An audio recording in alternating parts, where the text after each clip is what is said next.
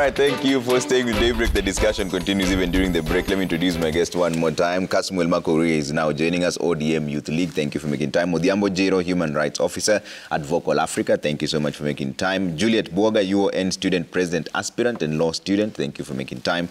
And Marco Uko, Youth Coordinator, National Students Council. We're talking about what is ailing this country and are the youth the solution to it all. And Kasmuel, what do you think is ailing this country? Before you came in, we were talking about what the former Chief Justice David Maraga said, and he highlighted quite a number of issues. Political leaders having vested interest and only pushing their personal gain, giving false theories, and lack of following the rule of law. What do you think is ailing this country as a young person? Thank you very much for this opportunity, Trevor, and to my fellow panelists. I've been following the discussion, and it has been rather insightful. I think we all know what ails the country. There are systemic problems and systemic challenges that bedevil the country, and the thing is that we do not have, it's not that we lack the remedies to fix it. We have a very stable, a rather fairly stable constitution that we have not explored to the full potential. My party, for example, believes in social democracy. We're still living in a society that is within capitalistic epithets, and what our party believes in is in ensuring that we deregulate the capitalism so that we tend towards more social, more democratic methods. However, if I am to think of the example of the person of the former Chief Justice who spoke at the People's Dialogue Festival yesterday, I cannot trust him with the presidency because he has already been given the chance to prove himself and he did not take it. He annulled an election, and all he did, he annulled an election and then accepted a sham election afterwards. He had the position, he knew that he presided over the judiciary when the legislative arm of government was unconstitutionally constituted, and all that could happen is that he wrote an advisory and he did not push it to the end. Therefore, it means that whoever the person is who will occupy the office is not the problem, because he was the president of the judiciary. He did not occupy a small position in government. Emeritus Chief Justice David Maraga, he was the president of the Apex Court. The courts have shown us, especially in this past 2 years, that the courts have the power to change this country. They have the power to partner with the people in their landmark rulings and in the explanation of those rulings. The interpretation of the law can be made robust. You've seen the things which, for example, the LSK president has done in 2024. I cannot trust this man because, if anything, they're age mates with my party leader. So there's no way you can call my party leader, the Right Honorable Raila Amolo Odinga, old, and then you want to tell me that David Maraga is an honest option. So a lot of these things are, and now he's getting into the political waters where he'll come to realize that it is not enough that you pay lip service. These things that he's saying yesterday are the things that my party leader has been saying time without number, are the things that the young people have been saying. We need a person who will drive a vehicle that will lead us to the systemic change. The person who is going to be at the helm will not do it alone as a loner personality. He will have to do it with the partnership of the business community, the religious community, the youth, the women, the persons who are differently abled. The head of that vehicle is not as important as the vehicle. The vehicle is more important because it is what will bring about the systemic change. Otherwise, if you make either of us president, I promise you there will be no change. If you make either of us the head of the judiciary, these are not, Kenya does not suffer a personality problem. We have an abundance of good leaders. However, even the people who are clamoring right now, telling us that they are forming an opposition, if you can hear them, they are saying that the Gema, for example, the Gema will rule the country for 100 years. And you're telling me that is a progressive party. We have systemic problems. We live in a constitutional democracy. Yeah. Whose tenets, if we do not adhere to, even if we brought Angel Gabriel and Christ himself, and remember, these are people who have also rejected the principles of Christ, we will not succeed. Okay. Yes. Odhiambo, you mentioned that the current leadership is the problem, and you termed it draining the swamp. You also mentioned that the people who are supporting them are the problem. What is the alternative then? I think, Trevor, it is important to also pick the words of Kasmuel. He's confirmed that we have a president that got into office through a sham election. And that's well confirmed. And the bottom line is, history has shown us that there's no difference between Raila Odinga and William Ruto. And there's no difference, again, also between Rigathi Gachagua and Kalonzo and Mudavadi. Because at one point, you will hear them make sensational statements to just win the masses. But once they get into position, they change. All of these politicians you mentioned, Raila Odinga, William Ruto, Kalonzo, Mudavadi, they are regarded Maraga. They have been part of this government. For the last 20 years, they have been in government. For the last 20 years, they have been in government.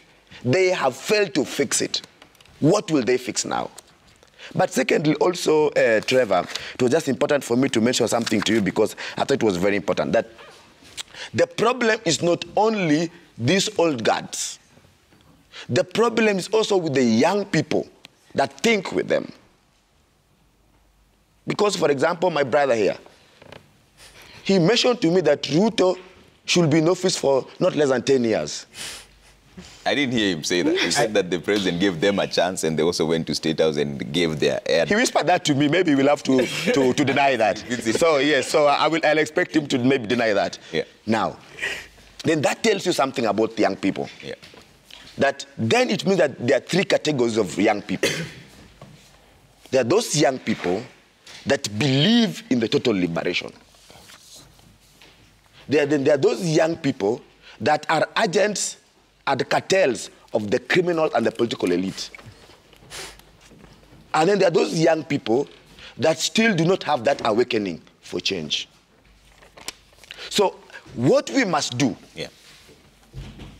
is to speak with all these young people so that we are able to look forward with clarity. What does total liberation look like?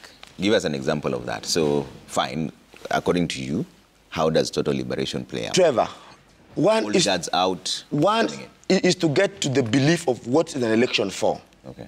Because we have been always taught that how to vote. Now, there's a new awakening of demanding the value of your vote.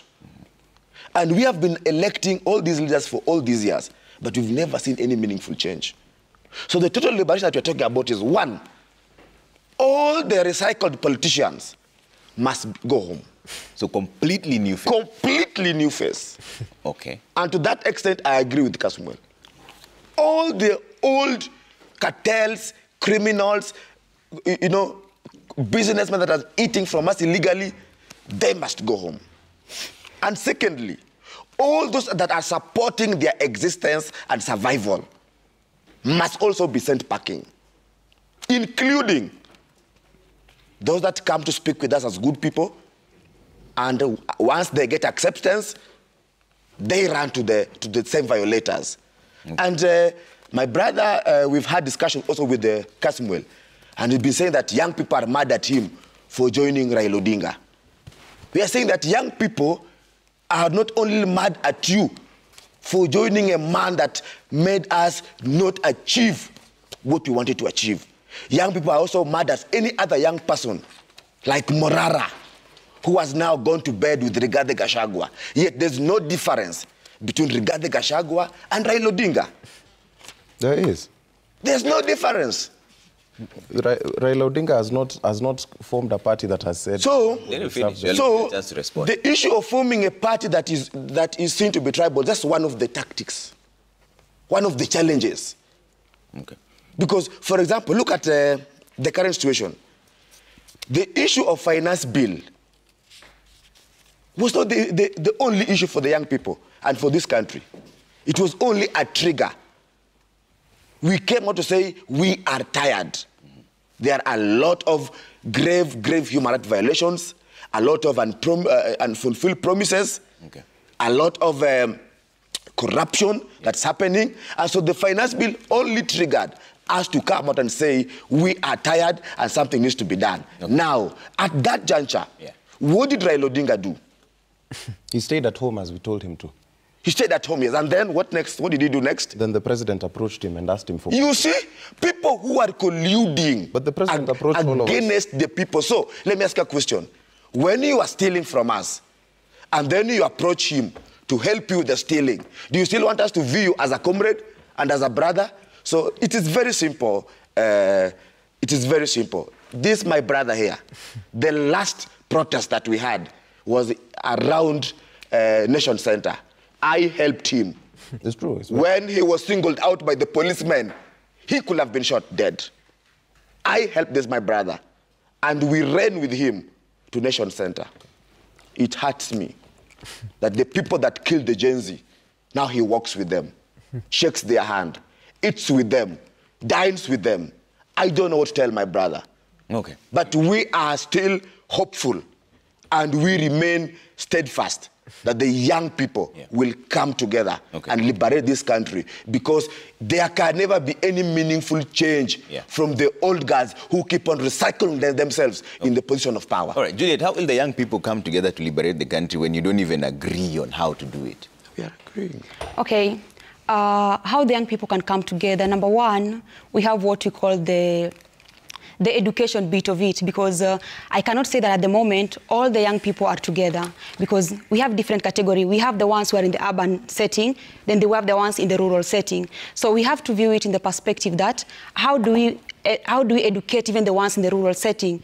We at least try to bring them the logical bit of it, that this is what we need in governance. And then we have what you call on the political apathy, whereby they believe they are not fit to be in those positions. They're not fit to take a stand, whereby some are not informed. They say that, after all, I don't have an interest in politics. It's about engaging them, providing the civic education on how this is what we want for a better nation, because we have to address the root causes of it. Even when you talk about matters of corruption, we have to deal with it at the root causes bit of it. When we start with the rural areas, because I can say as of now, maybe for the urban setting, we find that most of the young people are more empowered. You find that as of now, as we speak about, they are more informed about these things. They're more informed about the decision, even to the students who are at the campus. You find that they tend to take part in positions. We have even the National Youth Dialogue, whereby some tend to, how do we come together? They're not hungry for power, but they're hungry for good leadership. What they want is a better nation. What they want is proper representation, because we have you in those positions. In return, we need proper representation. So we need to start addressing it from the root cause bit of it. How do we educate them? How do we make them aware that we need a better nation? And for us to achieve that better nation, we have to come together and take a step back so as to have a clear vision of the kind of a nation we want. We can always rise into the positions of leadership, which I proudly appreciate the young leaders who are taking the positions of leadership, because they believe it is not only for the old people. Even us as the young people, we can rise.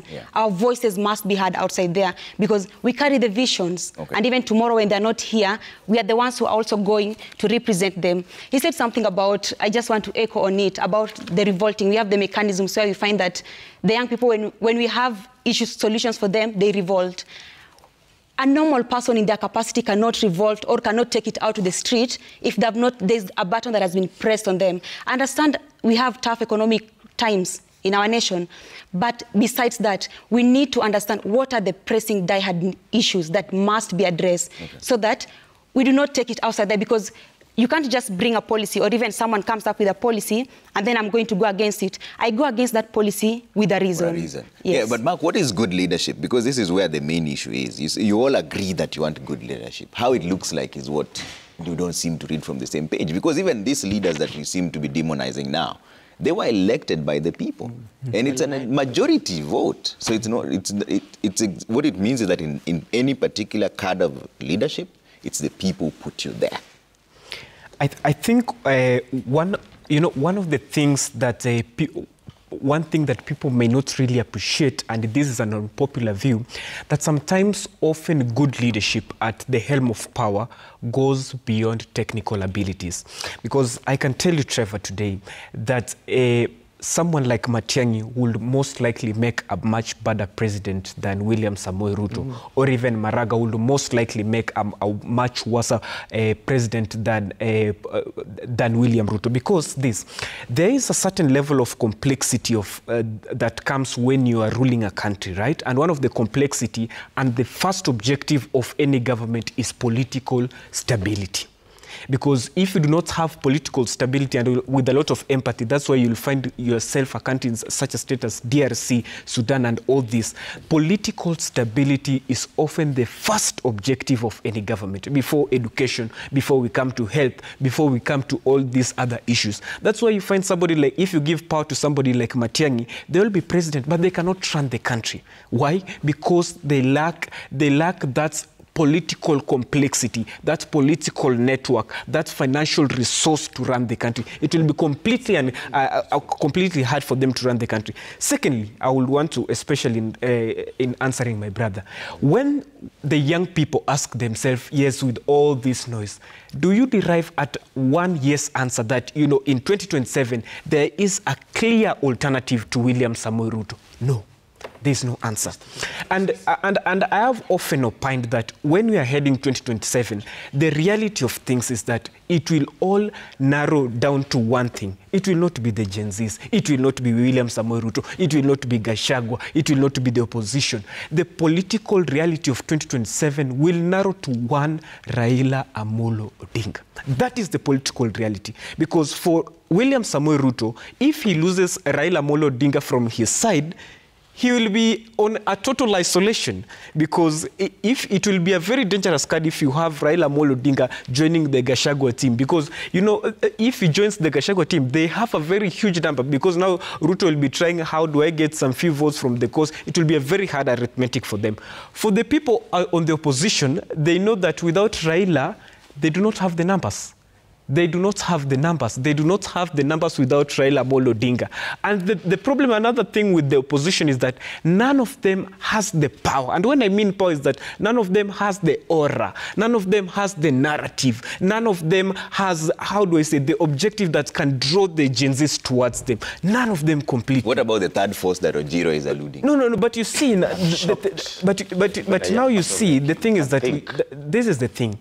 The more things change, the more things still remain the same. And that's the reality. Kenyans, the thing with Kenyans is that they will say all these things, they'll say all these things, but when it will now come to where the rubber hits the road, they will still narrow down to the same political outfits the same political outfits they're used to. And the reason as to why you see Ojiro is really mad with the Raila Odinga is because he knows the magnitude of Raila Amolo Odinga. Because even when they were saying, Baba, stay home, Baba said, okay, you guys are leaderless, you continue with your leaderless movement. Let me go and discuss on my own from the people whom I lead. Then you saw then a complete dissolution of the protests. The likes of Kasamuel were able to join Baba. So you cannot underestimate the will and power that Raila Amolo Odinga. He will be the last playing card in 2027. And this is the reality. Okay. Because for Gachagua, he knows if I have Raila, I can take him to Mount Kenya and say that, huyu mzee tumemkataa miaka yote, let us give him at least one term and we will be done with him. For William Ruto, he knows the only problem you have to solve for 2027 is one Raila Amolo Odinga. Okay. Kasmuel. Yes. What is this alternative leadership that you're talking first, about? I have to. A lot of the times when we come here, we come to the media stations and we fight a lot, and I'm happy to continue fighting. But there are things which we have to be grateful for. Sure. Ojiro is a brother who I've seen walk the talk. He's a person I can vouch for. And again, as he aptly put it, on the 8th of August, and I've seen Ojiro in all the protests, and he's a very militant person, just like many of these people. And this is, while I've been very critical of NGOs, and I'll go ahead and talk about civil societies, they've cut out a niche where the Vocal Africa has been very consistent. Whether or not protests are getting national acclaim, they have been on the ground. You even saw yesterday, they were following up on cases of police brutality, and they've been very keen on helping the families. Now, Vocal Africa remains rather exceptional in their mandate. Now, but the problem I have with civil societies, and I'll cast a blanket here, is that we claim that we want to change the country, and that this is how we want, for example, the country to run. And for example, we want a consolidated fund. When we talk about education and when we talk about total liberation, which I agree with, something like education, instead of giving, for example, 400 people single bursaries, why can't we put it all together, for example, in a consolidated fund? Why can't we take the monies at national government level and put in a consolidated account that is sovereign, that then it generates wealth? However, the thing that also makes me realize that we are still a ways. And it's not that it cannot be solved. It just has to be highlighted so that we can find solutions. as civil societies. Vocal Africa has been very good and very on the front line of challenging police brutality and maintaining the human dignity. You'll find other civil societies that are keen, for example, in institutional strengthening and political development. Why can't they also show us a model of the shadow of the government we anticipate? Because that will help us answer this what next question. Because if they do not show the goodwill of being willing to say that, for example, let us come and form an alternative movement with the consolidated fund if you're doing something around gender-based violence and inclusivity, around food security, around education, around human rights, why can't we put all these things? Sure. Because there's a structural possibility, let's put it in the consolidated fund, because we will not be able to convince Kenyans while all we want to do is I want to pull on my own direction, I want to pull on your own direction. And you see, for example, if I want to position myself as a political leader, I looked at what is the most enduring, biggest popular movement. And if you look around, to be very honest, we do not have anything outside the Orange Democratic Movement that has proven itself in the political formation that it is worth of note. But then if you think, UDA. Yes, but you see, UDA is rather young. That's their brother. It is the other. Survival first. That's survival first. Okay, which is fine. However, even if you think about what our politics has been, and this is why sometimes we might think that we are on different sides, but we agree on the issues. We disagree on approach. Sure.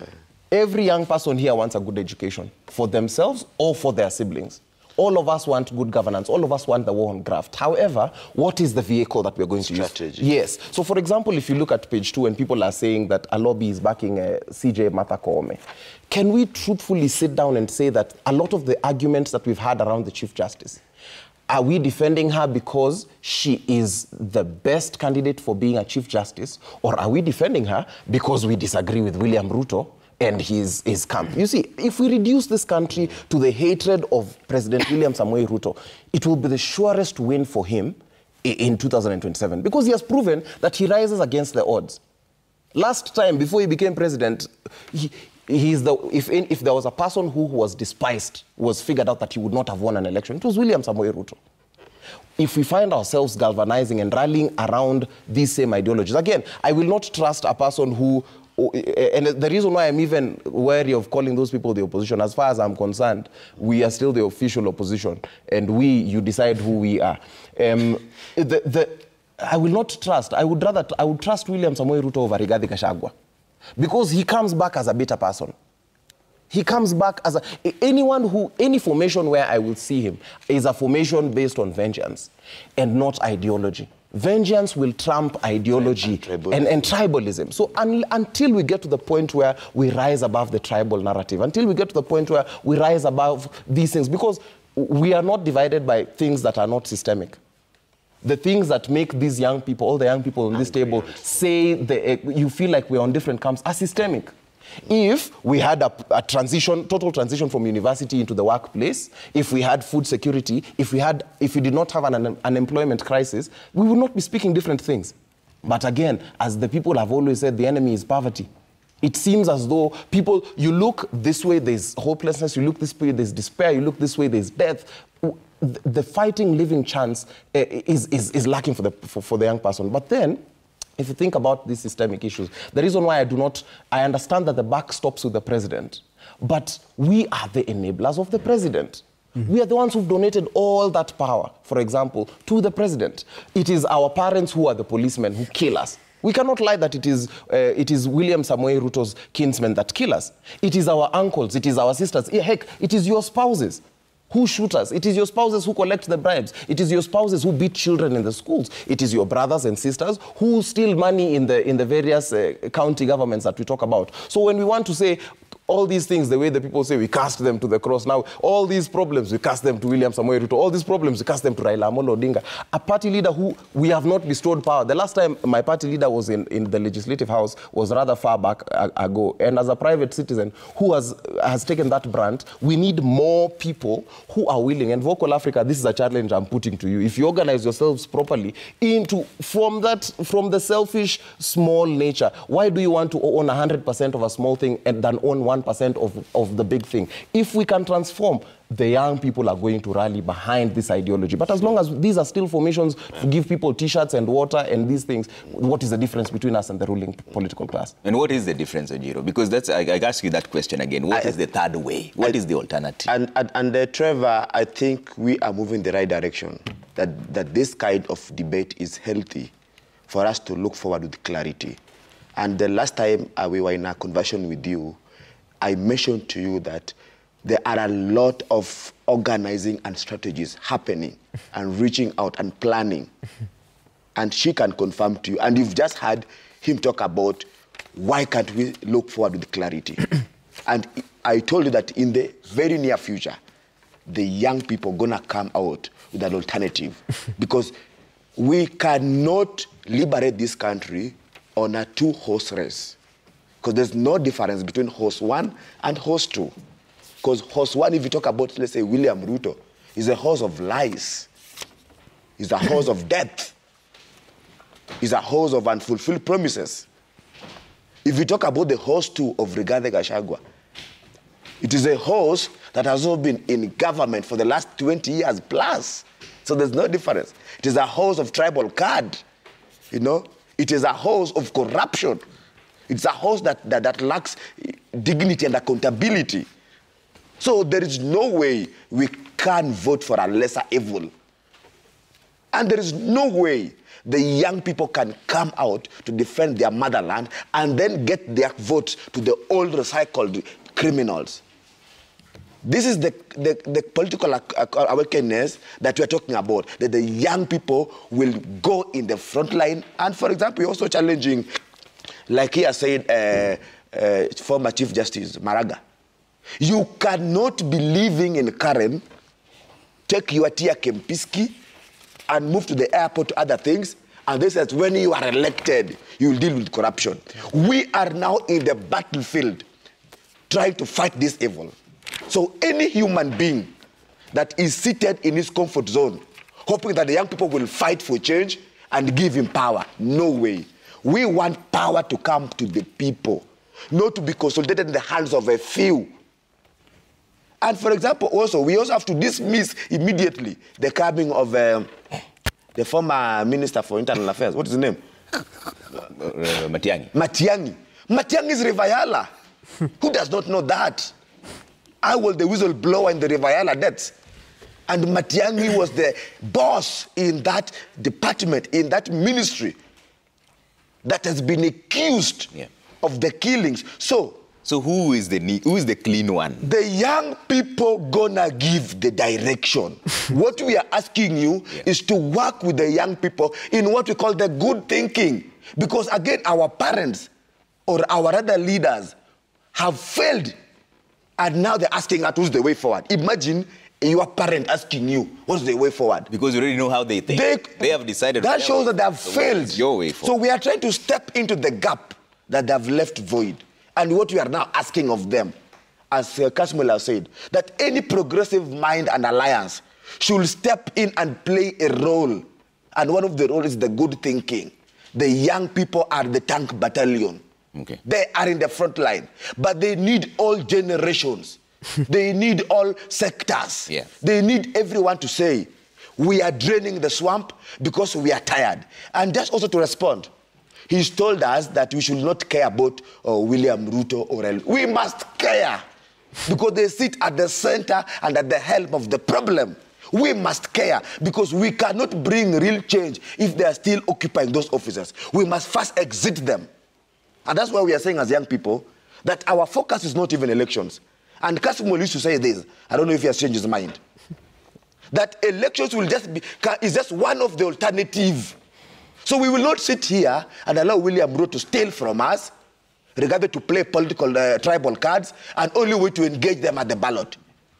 We agreed from the word go that if we can finish it before 2017, let it be so. If we will fix 80% and 20% remains, then it will be finished Kimalo once and for all. So we cannot blind our eyes and say that, look, we will, we want to deal with corruption, but we won't mention William Ruto or William Ruto fine. William Ruto is the architect.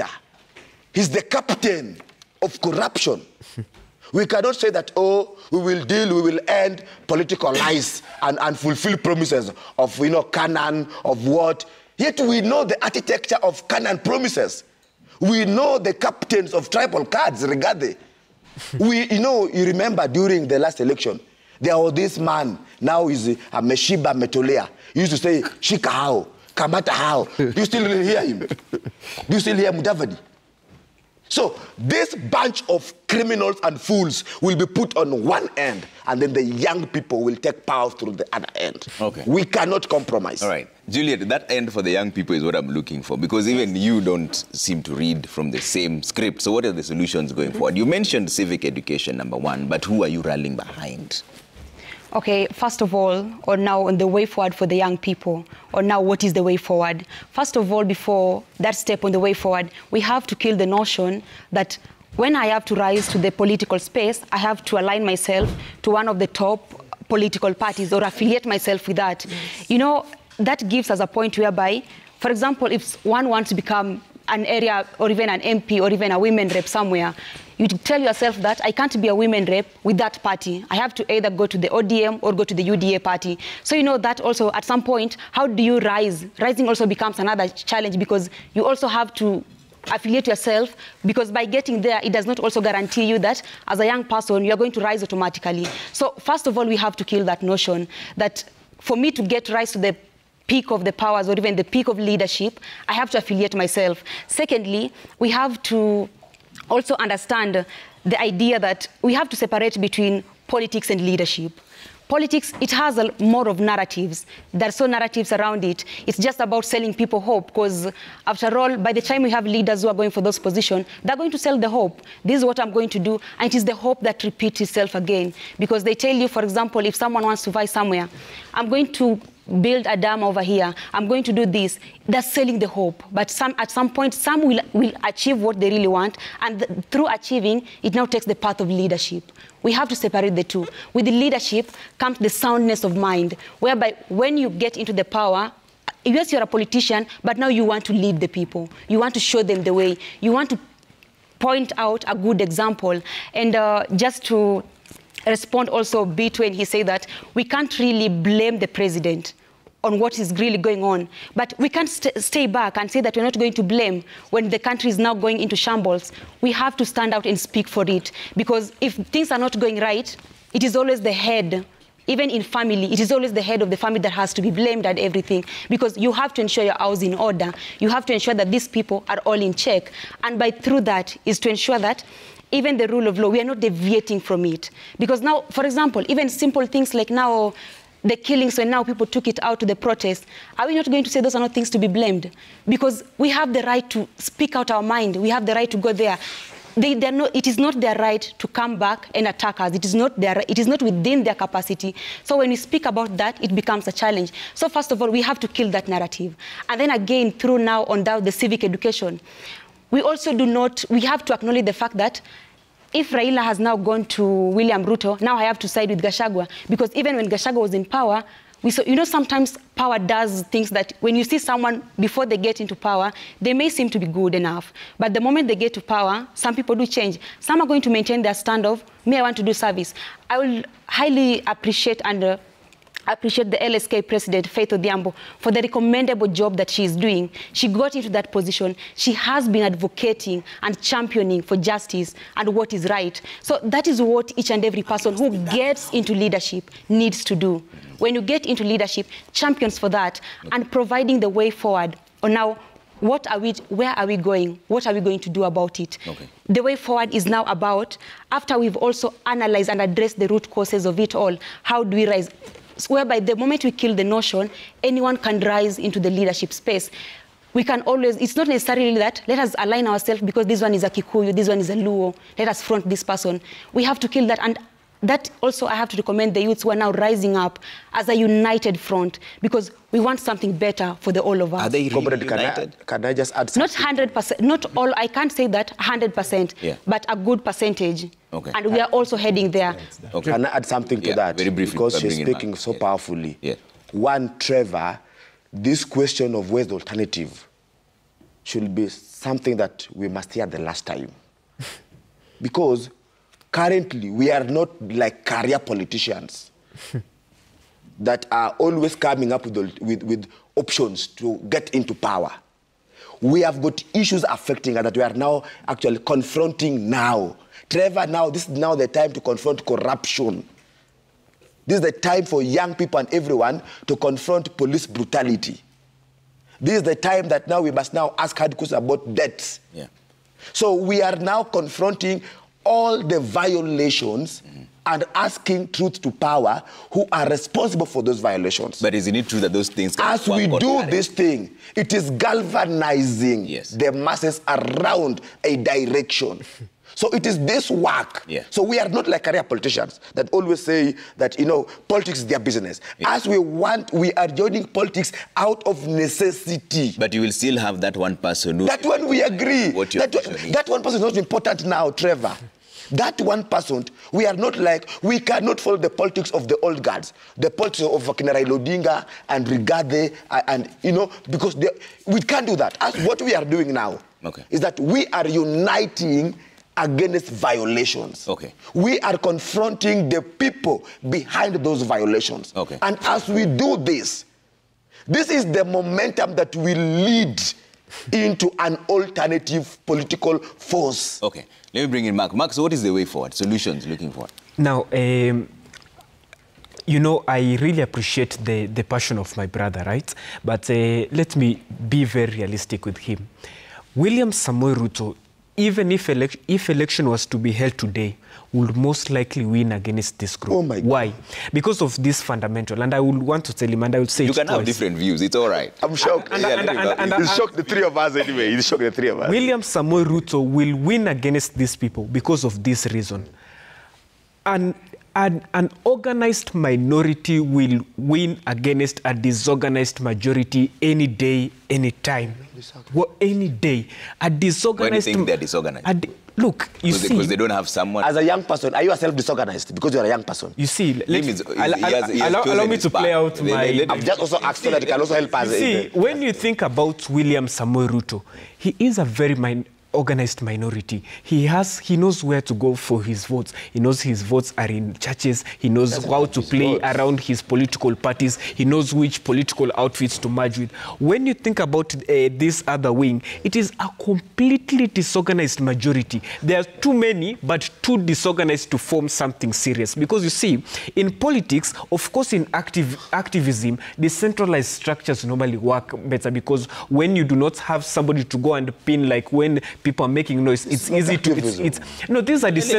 I'm saying in activism, decentralized structures normally work. But when you come to politics, decentralized structures cannot work because you see, politics will normally align towards following a particular cause. And the second thing that I want to say this, and I'll tell them this, winning an election is not a singular event that you are building momentum. We are building momentum for a singular event for us to win. No. Politics is a process, right? It's a process. It's an accumulation of all this political process that you have been doing. That's why in 2022, William Samoei Ruto did not start campaigning in 2021. He started immediately. Immediately he was sworn in, he started campaigning. He made sure that the members of parliament who are going to be on board are people who are supporting. He got a vehicle, he got a narrative, the hustler narrative. He got, he went into the in-routes. He was there. He built a momentum because he understands that winning an election at the ballot is a process by itself, right? It's a process by itself. It's not a momentum thing that you're building momentum. Yes, then you're waiting for some singular event so that you can, bombshell this event. No, it doesn't work out that way. For the Gen Zs, the most viable way, and I've told and I've said this, the power is in the ballot. That is the reality. The power is in the ballot. I'm telling you, Ojiro, there is no one who is going to overturn this government when Raila Amolo Odinga is with the William Samoei Ruto. That is the political reality. You must opine yourself to political reality.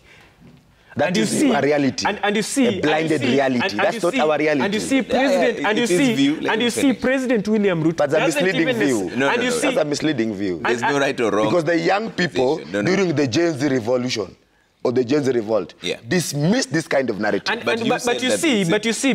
You know, like when you're saying that it can only be Raila Odinga and William Ruto, the young people dismantle that kind of fake ideology. But let me tell you, and through that, Jiro, let me finish. Through that also, because we have to remind him, because I think it's very forgetful. Allow me because to finish, the young people did what they could do against all the odds. The disorganization I'm talking about. Yes. But you see, this is the disorganization I'm talking about. Ojiro, let me tell you this. There is a software mechanism of how Kenyan politics work, okay? And you must opine yourself to that reality. There is no way... Support does not work for us. Let me tell you, if you want, for example, to cause a chaos or protest, say here in Nairobi, you must have the volatile political mobilization of Raila Amolo Odinga. Once you remove Raila Amolo Odinga, there will be no protest in Nairobi. No. The supporters of Gachagua... We don't want to cause chaos. And this one we must correct. Trevor, we don't want to cause chaos.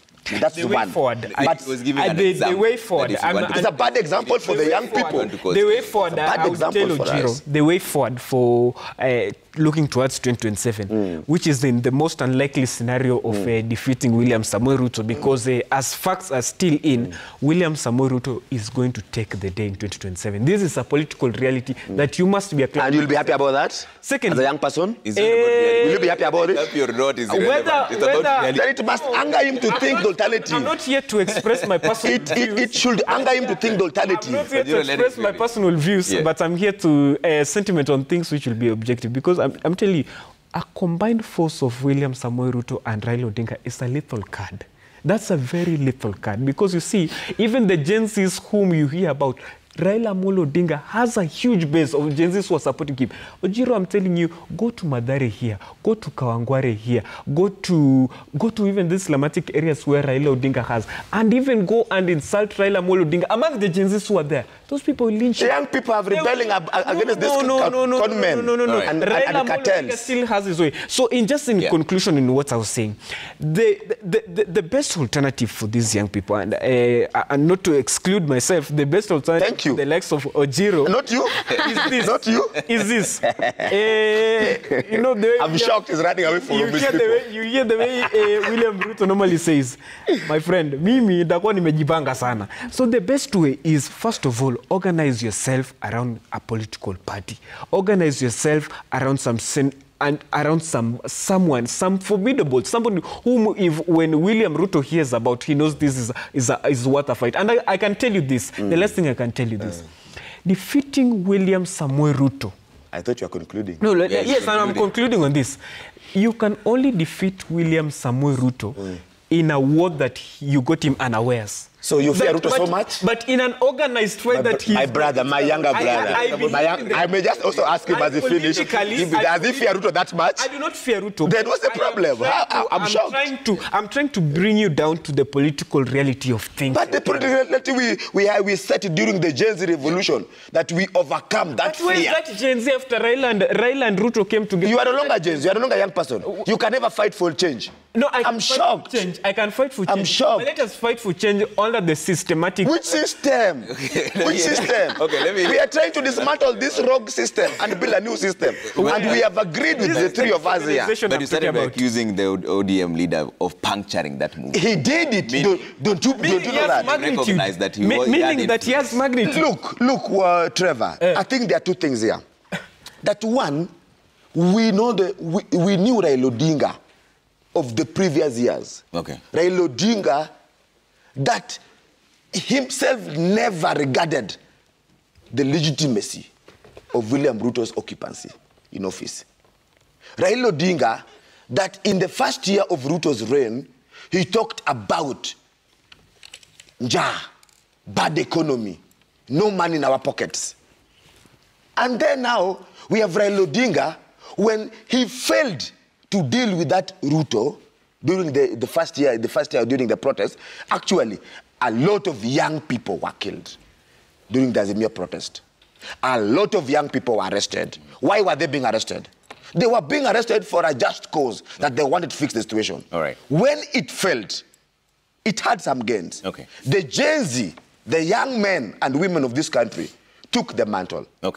But we are not happy with Raila Odinga that when we wanted to finish this war, that he could not finish. Okay. He again colluded with the violator. Let me hear what Kasmul has It to say on shows the way forward. the magnitude he has. Opportunistic. You know, the personhood, and I think this is one thing that I will give to my party leader. Yes. His personhood undergoes as much scrutiny as that of elected leaders. Because if we can fault President William Samoei Ruto for Uhuru's misgivings, we must therefore, using the same razor, be able to credit Raila Odinga for Mwai Kibaki's successes. Because that is a government which he served in. And it is the government that Kenyans generally feel, out of all our governments, be it as it might have been, the term when he was in government who experienced most success. I keep on asking myself, and at the end I will answer this question. Why is it that we will reject a man that has consistently spoken about police brutality? We will reject a man that has consistently spoken about justice and compensation for families of victims of police brutality. We will consistently reject a man who has spoken against corruption, has consistently spoken for health and good education, and has even designed these infrastructural things. We want to hold him accountable, yet he has not been given the instruments of power. The reason why, for example, I do not tolerate the people like Rigathi is you cannot compare him because he was in power as well. He cannot now stand to tell us that William Samoei Ruto was a bad person because he tells me, this informs, and it's part of the thing that is muddying my party leader's reputation, because Rigathi Gachagua has also been a career politician. So if we look at him, we also are looking at my party leader through the same lens. However, if you think about all the good things that can be said of the current legislature, for example, with all its challenges, the best performing MP comes from my party. The best senators come from my party. Heck, the best governors, and right now I know the best governor I could rank it through popular appeal is Rungu Kang'ata, who also looks rather kindly and looks up to my party leader. I will want us to think about this, because politically, the reason why the personhood of Raila Amolo Odinga is so much in question, he is the first civil rights activist to be able to successfully translate into the biggest country's mobilizer and political leader. The reason why sometimes this question cannot have a divide is you're asking people who've cut out their paths in the civil rights movement for the political direction. So now, Ojiro and I, you'll find us seeming like we're saying the different thing, but I am on the political wing, and Ojiro is in the civil rights activism wing. How comes we cannot we are together? No, we still are together. It's just that now you see the political wing and the civil rights movement activism wing, and not movement necessarily. I'm saying when we bring it down to paper, they feel to be one thing. Yeah, but they feel to be in contradiction because the politics of the common wananchi. Because think about what Raila Odinga has done. After he withdrew from the election at the AUC, he came and he's gone to all his constituencies. He started in Nyanza, which other people were saying this is just Wamunyoro, but he rose above. Then he went to Western. Then he went to the coast. Then he went to Narok yesterday. Then he came to Nairobi. He went through his entire political base, consistently consulting. The thing which we are not doing, and this is why I would say that we are running out of time, is we are not doing that to our constituency. We are not rallying and galvanizing enough people around our political ideology. Because if you ask me, out of the current players, the person who I feel is safest to drive this vehicle is Raila Amolo Odinga. However, he exists in a pool of politicians. And we know that there's not much to write home in the land of the politicians. And that's why we're asking, my brother Ojiro, you must volunteer yourself for leadership. My sister, you're running for governor. Good job. Mark, you must. And if you're a young person who's watching this thing, the only way we sort this out is if we offer ourselves up for leadership. Because otherwise, and this is why everybody knows, they do not want to admit it, that as things stand, ceteris paribus, Raila Amolo Odinga is the determining factor of the 2027 election. Whether or not he runs, the side he will tip to is because he has consistently catered for his constituency. A lot of us, it gets to the point where we are not in constant touch with our constituency. Yes, we must organize, then mobilize, and then realize that vision. But we want to just organize without mobilization, or realize a vision without mobilization or organization. Just to mobilize. If this protracted struggle that we are a part of, and we will sit here 10, 20 years from now, if we are not careful, they will be saying Ojiro must go. 10, 20 years, if we are not careful, they will be saying, Kasmuel must go. If we do not take care, you know, in 20 years, we'll be the old people of then. It does not matter that they will be saying, it doesn't matter what they did then, if we are not careful with our protracted struggle. That's why I'm saying, it is not enough that we are divided. We must occupy as many spaces, but also, people from the left, let us ensure that we are just draining the swamp within, as we drain it without. Okay. There's a lot of feedback coming through. Let me take some feedback really quick and hear what they're saying, and then I'll come to you for closing remarks because we're running out of time here. And for the first time, I see Ojiro agrees with Kasmuel. No, he's still pigging me. He's still pigging me, but it's fine. It is valid. No, it is valid. It's valid, eh? It's valid for sure. Towards the right direction. Yes, I agree. Engineer Lazaro says youth sacrifice to initiate the current change and fail to put it in well-structured mechanism to engage the government. That's why they are still crying foul play. Okay? Godi says a cabal of tainted octogenarian crop of politicians must be weeded out of the system of governance for Kenya to prosper. The youth who are allied to these type of politicians must also be rejected in toto, he says. Silas Mutiti says young people are hungry and broke at the same time, with that politicians take advantage of the gap created by them to divide the unity of the young people. Okay? Kenya Mzee says, please inform everyone on that bench that there is no influence either Raila or His Excellency will have come 2027. I'm telling you, the young population is massive and it is well informed. You ought to have independent parties set up early enough. That last line, you ought to have independent parties set up early enough. No, I agree. Gabi says, Kenyan youth are the majority, yet policies favor a few. If we want a democracy that represents us, we must engage, question, and influence governance. Silence is a betrayal of our future. Okelo Molimu says major impediments in our quest for good governance resides in our weak morality and emotional imbalance. It is sad to note that on election day, Kenyans vote against individuals as opposed to voting for their choices. I hope that hustler bado anajua shida zetu. Okay.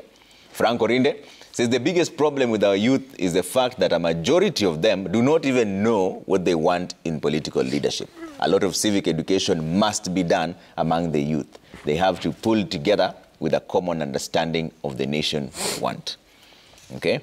Gunga says a lot needs to be done for both young persons and older generations. Blame the old for corruption framework. Blame the young for not being patriots, for instance. Why are they leaving the country in masses? Whom are they leaving the country with? Trust Kenyans at your own risk. Okay? Nixon says it's said that insecure leaders secure themselves with yes people, while effective leaders surround themselves with people who challenge them. It's unfortunate that the ones youthful challengers are slowly turning into yes youths. Okay? Closing remarks. I'll start with you, Jiro, then we'll close like that. Yeah. One is that we have to agree that uoga ni umaskini na uoga ni dhambi. Young people have to come together in solidarity, brave, to challenge the current situation. We have got no duty and responsibility to engage with this government. We don't have a government. We have a group of rogue individuals using their position of power to steal from us. Second, which is also very important, is that as one of the listeners has said, that we have to continue with this kind of conversation with the view to sharpen the clarity, to mobilize everyone, not just the young people, to organize and confront the challenge that we are facing. And in that process, Trevor, I can assure you that this movement of change and accountability, the movement of liberation, will not be short of a leader that they will say, we have to take power to the people through you. In the current formation that you're telling us, the leaders that you are mentioning, whether it is UD or ODM, they are teen gods. They are pursuing power for themselves. As what we are saying is that we do not, it is not our focus now, if it is Otieno or Njoroge or Kasmuel, who should be the next leader for this country. Our issue now is how do we come together and face the issues together and build a momentum to the extent we can say that this is how we have drained this swamp. Okay. And whatever has remained, we are entrusting Julius with the political power to take us to the next level. Okay. Yes. All right. Juliet, closing remarks. Okay, as I close, I would like to echo this, that sound leadership is very crucial. And to the youths also, we have to stand and we have to continue advocating for what we believe in. Let us not allow being called somewhere and then maybe you are given a stipend to keep quiet, be the reason to make us stand from what we really believe in. Let us fight for what we believe in. Let us walk the path that we really truly believe in. And as we rise to the leadership space, let us ensure that how are we going to ensure that the matters of governance are things that we take so crucial, and how are we going to uphold them. And also on the other issue also, to the young people, let us walk as a united front. We should not just take the path because you are just going there or because you are following someone, because we acknowledge the effort of what other leaders have done, all the way from back independence and everything. It is something we acknowledge for what they've fought for. But the moment that they take another stand, we have to speak out. We won't keep quiet because this person fought for us. And now, for example, the Right Honorable Raila Odinga, he has been championing for most of the things, the reforms and everything. Yes. But now, the moment that deviation comes in, we have to speak loud. We have to say, this is wrong. We have to call wrong and we have to call right. We have to recommend good leadership. So to the youth, let us rise and occupy the spaces of leadership. Let us be able to speak what is right. Let us take the right path. Because at the back of our mind, we cannot say that no change is inevitable. Change is inevitable. We can always make a change. The moment we have it in our mind that we cannot bring a change, we are losing it. It will take us years and years.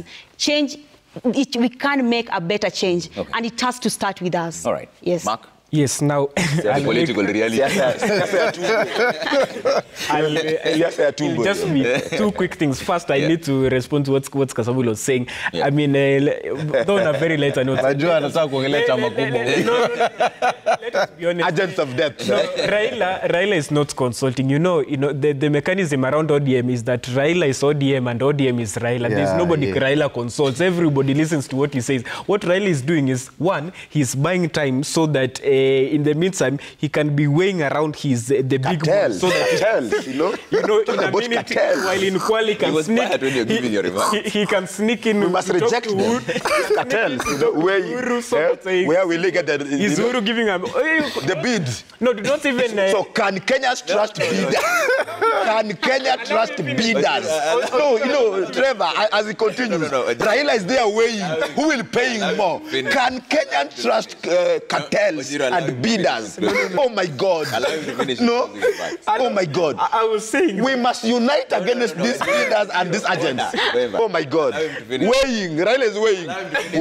Where billions will come from. Shame on Raila and his agents. Allow me to finish. Yes, I was saying that there's nothing Raila is weighing. Raila is weighing his one is. Oh my God. He's buying time to weigh his options. Secondly, Raila is. He doesn't care about our problems. Just weighing options. Okay. No. Secondly, on that note, Raila is also trying to touch base with these people. You know, he was out in the past year. On what issues, by the way? And he's also trying to just weigh, just to reassure. Where can I get the biggest? No. Let him finish. He's just trying to reassure the ODM people. You know, Baba is back and trying to see his prisoners. Yes, and he's trying to even like yesterday, he saw the ground is not so good. MCAs are not shining. But my panic shot is this. I want to say is that we have a listening president who cares about the young people. And who bewitched you, young man? in your quest outside there, if you are not able to find the right political formidable outfits to go into, as the UDA party, we are inviting the young people. Please join us. UDA. Because the political reality of things is that we are going to be around till 2032. Thank you. And we are inviting all of you. What does UDA stand for, my brother? Because I didn't know. United Democratic Alliance. What does it stand for? It stands.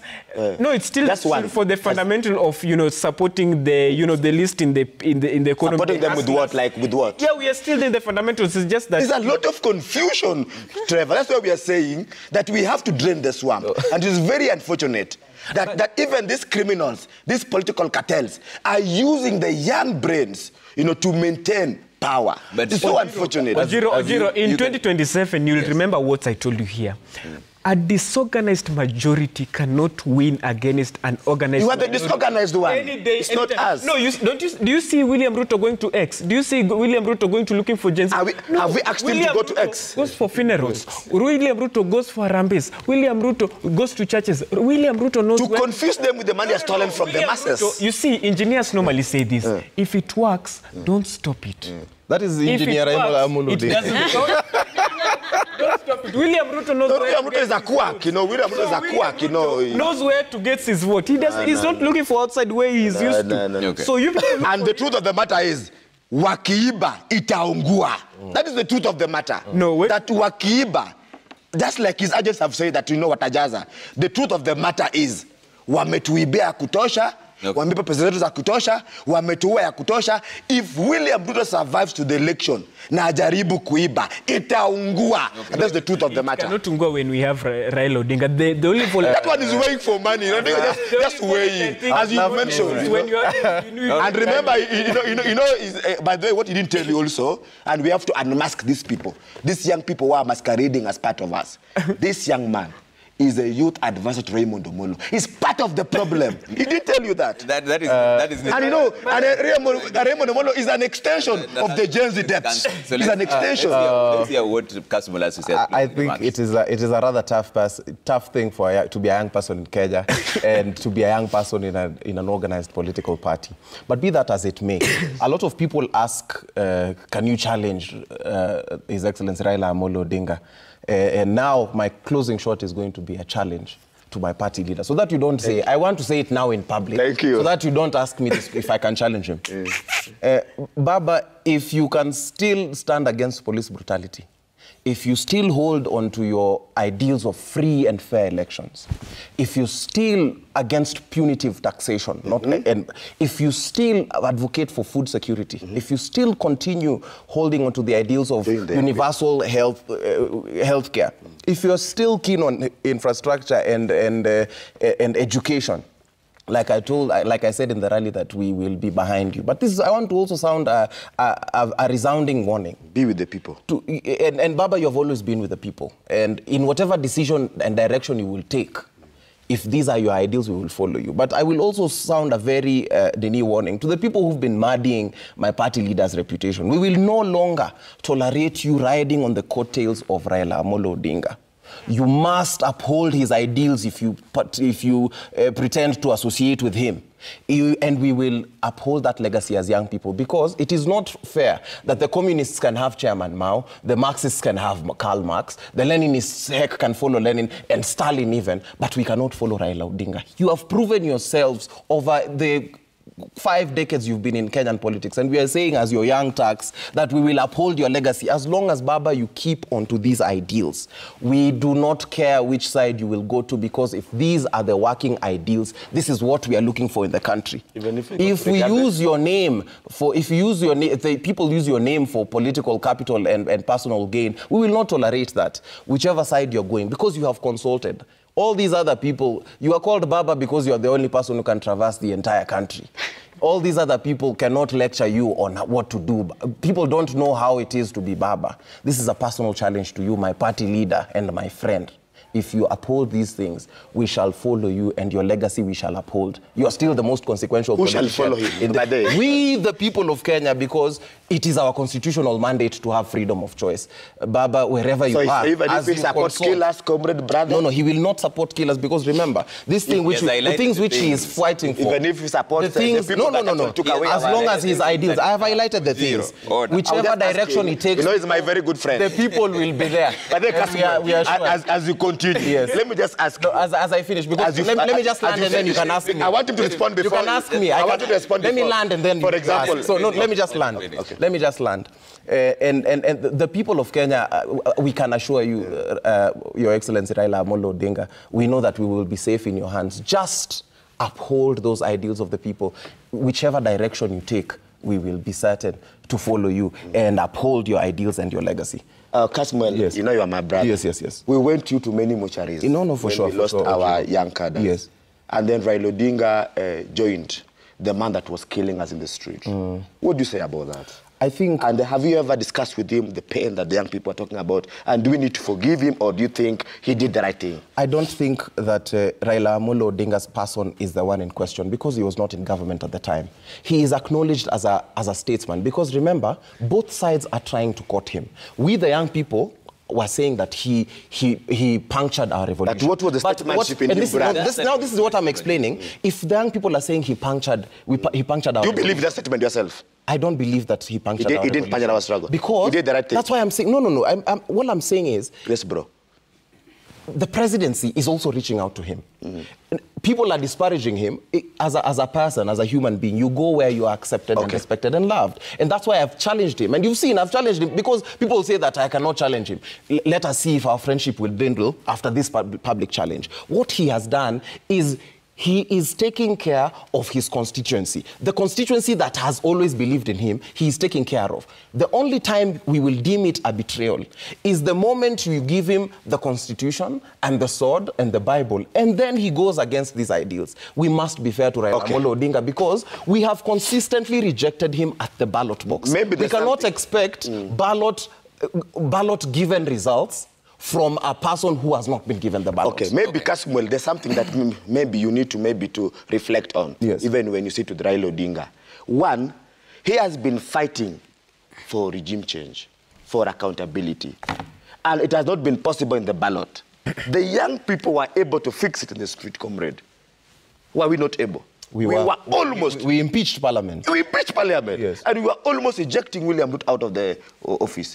Why didn't Raila Odinga join? We told him to that moment. And let me tell you, he even looked for me during this protest. Yes. And you remember at the time, we rejected them. Yes. He looked for me. Baba looked for me during those times, and he put out a statement that I put a counter to. I challenged him during the protests, and I continue to challenge him. So I think it would be rather unfair for us to pin executive mistakes on a private sector. Okay, a lot has gone on. Juliet has not said anything. Now we give you the mic after having had all these things. Take it out, comrade. And also, I would just like to extend my best wishes to your presidential bid. Thank you. It is we are the ones who installed the first female regime in the university, and now I think as you go for it, with proper strategy and these things which you're talking about, I believe you're going to make a very good president. We'll be in safe hands. Yes, unlike in the hands of. Ojiro. My brother Ojiro. Yes. Okay, thank you so much. And I've heard from it has been an engaging discussion, and from what has been said and everything, but still my words stand. We always have to call a wrong when it is a wrong. Correct. We have to acknowledge a right when it is a right. Correct. So even outside there, let us not go with the mind that now I'm leaving this political party, joining this other political party, because I don't like the president, and maybe I might trust Gachagua, and when we have seen what they have done in that same political thing, because politics now has been more of a comeback. Everyone wants to get into power because they're coming as a way of giving up about a comeback. We have to kill that notion. Reject them.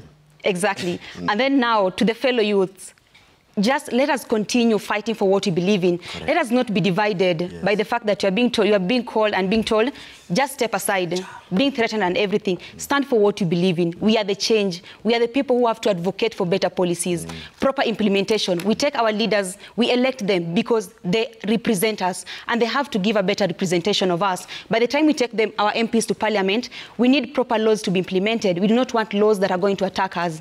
So to my fellow comrades outside there, even to the leaders, we want a sound leadership. We placed you in those positions so that you represent our interests perfectly. So may you represent our interests to the best of your abilities.